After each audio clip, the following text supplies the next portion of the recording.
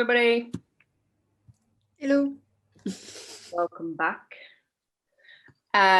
Okay, so I hope you all had a chance to get to know each other and discuss.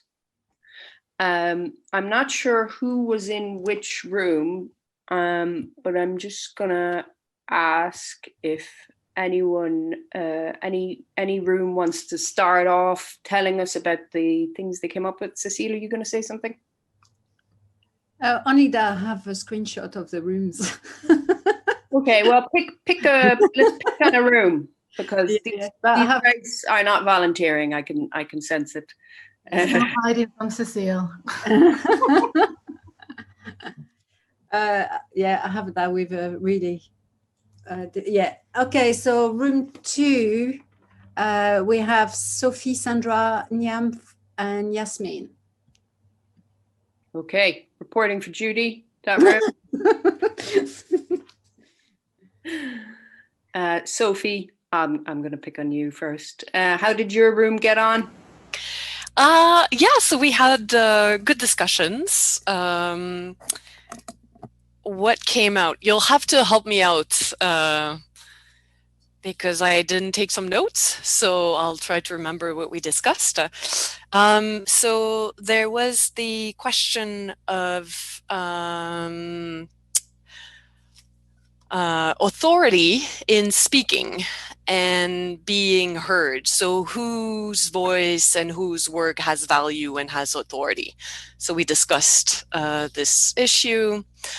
Then we discussed the issue of the reappropriation of the digital commons by corporations and how does it impact the work of scholars and archivists and librarians. Then anything else that the people that were in my room can add? No. I think that's good. I think that's good. We had a longer conversation around all of that, but yeah. Okay. Okay. Group 3, Irene, Kylie, and is it? I'm sorry. Is it Steph or Stephanie? Yeah, it's Steph. Sorry, and I need to do better with my Zoom usernames. So I'll do a quick summary of our discussion. We kind of started off with the question that Irene raised in her presentation about the participation washing and how we might apply these critiques in our own research methodologies so that we don't replicate the same dynamics that we're critiquing. And we raised that maybe there's a way of how you phrase the research question that already has a huge impact on whether you're replicating those dynamics or trying to undermine them. Another thing that we thought about, or that was raised, is that there's a different way of maybe sitting with criticism that you are hearing when you're presenting your research in the end, and then also that the pragmatics of the project are a really big limitation on how far you can kind of undermine these dynamics, like funding and other responsibilities, depending on what position you have as from PI to PhD researcher, and our own labor contexts and how they structure this. And also we talked about how failure itself could be a finding that is something that maybe isn't as appreciated in social sciences as it might be in some, let's say, non-social sciences. And then finally, we tried to end on a note of hope, which was a little bit challenging, but I think Kylie helped us out with that. Yes, I said that hope is in the amazing early career scholars in front of me. I was talking to Irene and Steph, and it was look at these amazing voices that are coming to do amazing things, and there's a lot of voices out there, and there's this network, and it's all very hopeful. And I'm like, hope is not my medium of expression, right? So the fact that I can find hope is important. So there's hope. We have to keep fighting, but there's hope.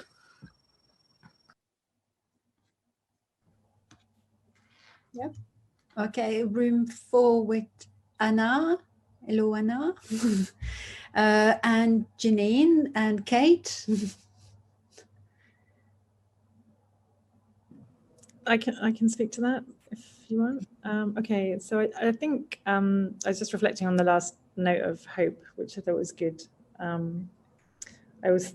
think that thing about needing utopian visions in catastrophic times is important. We talked around 2 themes, I think. One was about sustainability around knowledge, sustainability of knowledge, and how do we make conversations present and visible to communities over time and space, really, and the challenge of that. And that wasn't about kind of an attachment to the old and about preservation so much as about, making connection and conversation visible to ourselves and to others, and how you sustain that over time. And that was, we had a kind of broader discussion around that and different ways of thinking about that, actually. And that seemed relevant to this network as a kind of challenge. And the second theme that we ended up talking about was the kind of the upsides, maybe some of the upsides of this mode, I suppose. And one of the most practical elements of that, we were reflecting on Cecile and Sharon having the techno-feminism module in the information science MA, and we were thinking about the ways in which, given the context that we're in now, it would be much easier to teach across each other's institutions, and to also to think about consolidation, of an area which sometimes it's hard to keep in the portfolio because numbers sometimes are smaller, if it's spread around. But if you brought it together, you could maybe think about teaching a module like that across several institutions, and it would be really, and also some of the administrative burdens to that, or hurdles, do seem to have shifted a bit in the COVID context. Like probably all of us have been through like fairly radical institutional change almost overnight because like you had to, and so the capacity there then maybe to sort of try and work around some of what might have previously been administrative nightmares, to think about and this also came down to the recognizing labor thing. It's like, because then if something's in a program, if something is credit bearing, if it's recognized as teaching, etc., then it's it's properly resourced and it's thought about as, well, it's not properly resourced really, but it's as close to properly resourced as it's going to get. So it's not your research time, it's not a side issue, so yeah, sharing, maybe sharing some actual objects that might be modules, maybe across curricula, would be a good way of also networking. And that, I think, it links to the sustainability question as well, but I think that also had the sustainability thing went off in different ways, but also came back to archiving as well, and the reanimating data projects. So yeah, sustainability, and the second one, teaching. Labor. Yeah. Yeah, because, was it Sharon who said feminism is labor? Because you sort of go, oh God, I should do that for my place. They really need a module like that. But I don't have the time, I don't have the effort. But what if, we could offer Sharon and Cecile's module? Anna, do you have anything to add about what we were talking about? Yeah, this was perfect summary. So, yeah. Okay. Thank you. As you say, the former head of department here was like, oh, modules across institutions. I had a little kind of like administrative flurry, but, I don't care anymore because I'm not head. Okay. Group 5, which are Anna, Annika, Cassandra, I think, and Sharon. Yeah. I start. Thankfully, Sharon took some notes. We kind of started the discussion by talking, or like kind of Cassandra started it off with reflecting a bit on the work of the Irish Film Archive, and kind of said like, well, there's often also this kind of DIY approach and kind of how do you call it, punk rock ethos involved, that things have to kind of get done, and so often also, yeah, it has to be improvised. And also there's a lot of community work involved, not necessarily just women, but that the experience is that women kind of tend to value their work in this context less. And from there, we kind of got to talking about that not just being an issue of those women perceiving their work as less valued, but also basically the economic value assigned to that work being comparatively low. So in a sense, like that also raises the issue of how do kind of cultural and art institutions under conditions of austerity and public funding cuts make sure that they don't kind of contribute to issues of value being assigned to certain labor while maintaining kind of their own functionality. So I think we also talked then shortly about technofeminism, having raised the issue quite early that technology is kind of a very masculine associated domain, and people like Mar Hicks have kind of questioned that quite effectively, but still in the sense of how gender relations and the value assigned to labor are co-constructed, voluntary work and also technological work are quite interesting examples, and we've kind of discussed that a bit, like with the example also of the film archive. I'm just gonna have a quick look at the notes. So I think Cassandra then also raised the issue that in a sense it's the responsibility of institutions kind of to recognize also people's expertise and ensure also that this feeling of also this kind of not feeling valued is not kind of pushed further, and that might relate to volunteers that kind of help maintaining digital collections, etc. But I think we also mentioned the example of amateur women's filmmaking and others.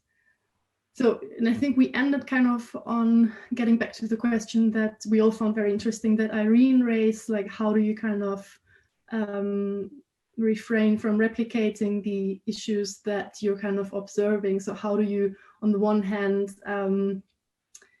you kind of come to the conclusion that, let's say, there's a group of underrepresented people and we need to kind of bring them in, but then don't kind of have as a next step the point to make that, oh, and now it's up to you to solve the issue that we kind of observed. So how do you kind of solve that tension? How do you solve that dilemma? But it's basically something we found very interesting and a very valuable point, but obviously we also didn't really have an answer. But I don't know if maybe Cassandra wants to comment on that, because maybe also with regards to kind of the Irish Film Archive and voluntary work, because she also had a few remarks on open source and the relevance, and I might not have captured that quite so well. I think that was pretty good, Annika. Yeah, I suppose the one point that I did make was just that we do a lot of open source work and create open source tools, and I hadn't really thought about it as being feminist in ethos. I just, as Annika said, thought of it more as punk rock, but I guess they're very similar. So it's just really interesting for me to think about the work that we've been doing and the reasons that we've had to do it, which is often because the work that we do generally is undervalued and we can't get the funding. So it is actually a really interesting way for me to think about it now. Yeah, and I was just going to add, so we kind of came to talking about digital preservation as well, and Kaz was saying about the work that they're doing in the IFI to highlight the women who do amateur film, and then kind of collecting that and making sure that it's preserved. And then Kaz also mentioned the digital archiving module at Maynooth that, I don't know, is it developed or it's in development or it's running?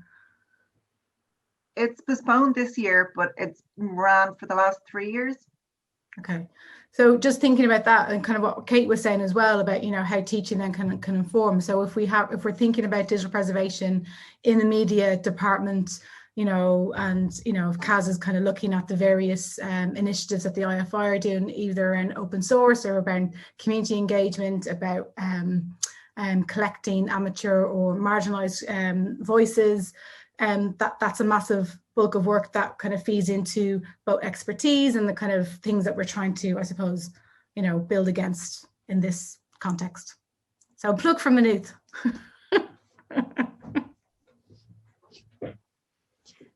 Okay, the last group, our group. So Julia and Rachel's had to leave, and Sarah, but Rachel was part of the conversation, and myself. You. Shall I start?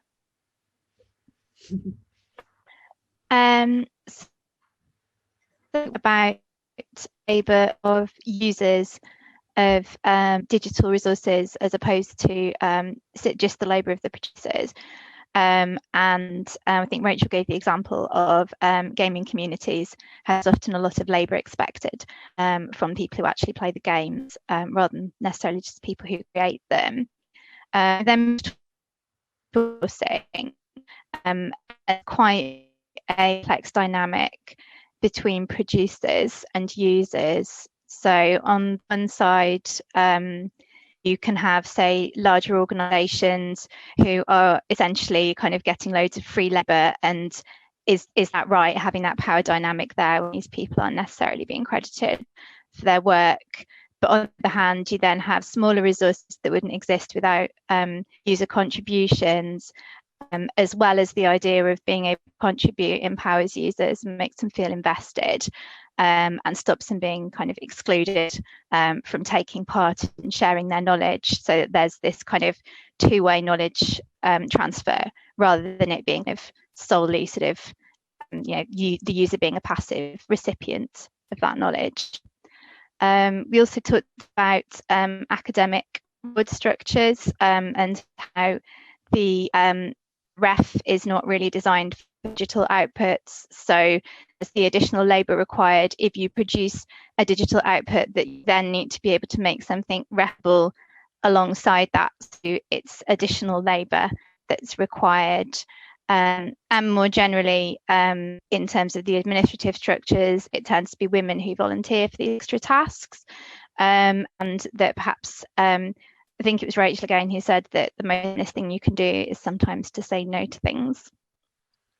That was all I had on my brief notes. So I don't know if anyone else has anything to add.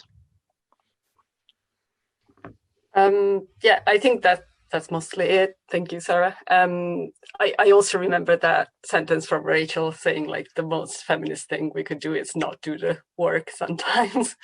And yeah, I think we talked about like feminist labor being kind of needed at a structural level. So kind of as a continuous practice in institutions, and not just the labor of individuals, but something needed at a core level, like including the language we use as well, as an intergenerational effort as well. Yeah, I think that's all I had.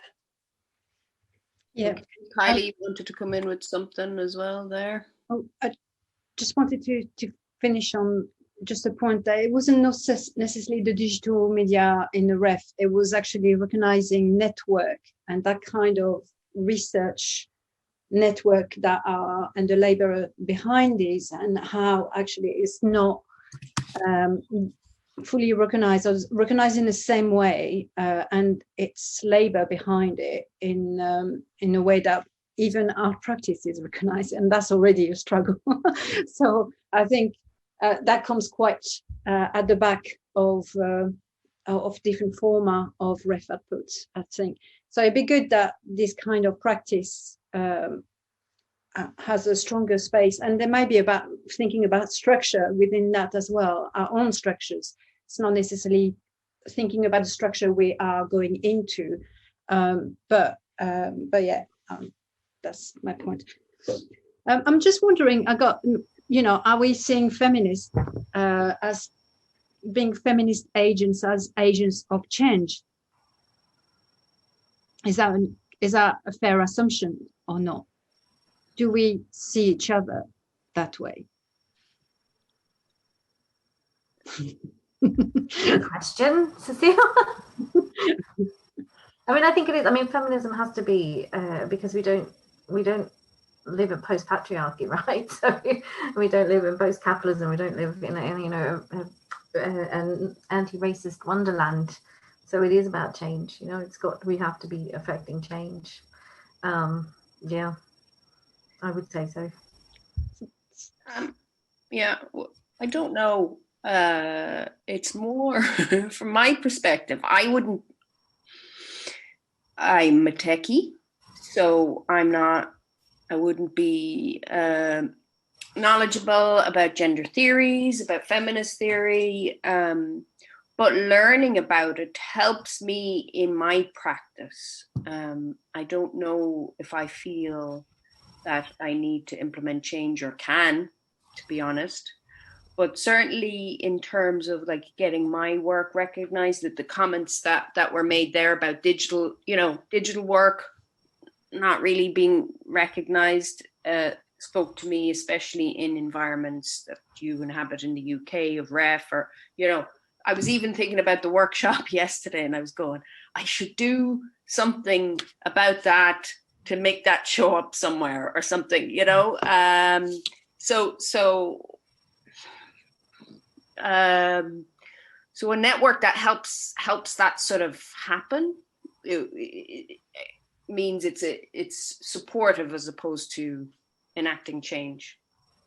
I don't know if that makes any sense, but Kylie, did you want to say something about the Labour thing as well? Yeah, just it came up at the AIR conference last week. Was that only last week? Jesus. There was a round table which was about working with tech industries. So it was a bunch of people who do consultancy work, and it was really quite interesting about how they navigate and the politics of it, and, you know, the problems of co-optation and the problems of being part of the kind of, you know, ethics washing dynamic, and also the fact that this around whether or not you get paid for doing it, because most of them aren't being paid for their labor, and then how do you ask when you, and also they're going, perhaps I don't want to ask because then it means I'll work for them, which gives me a different relationship anyway.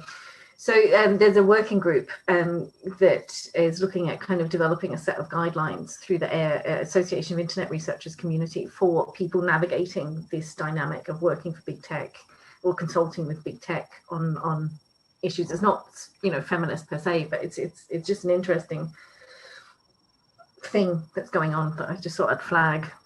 Yeah, well, it speaks to what we're talking about in terms of digital labor.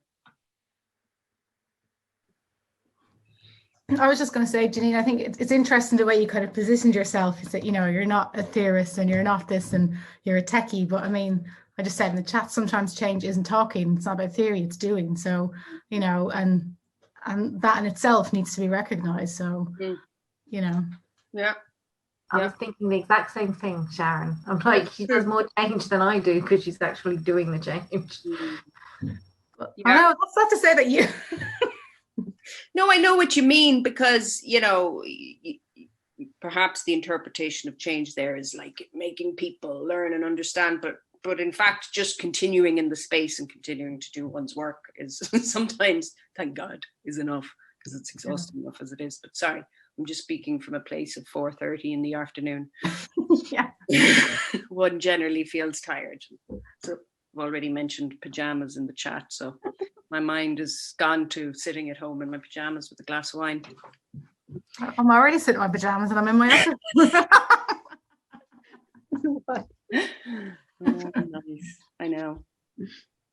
Okay. Yeah, I think we can leave this open. People are sort of leaving and stuff, but we wanted to leave this Zoom meeting open for a little bit.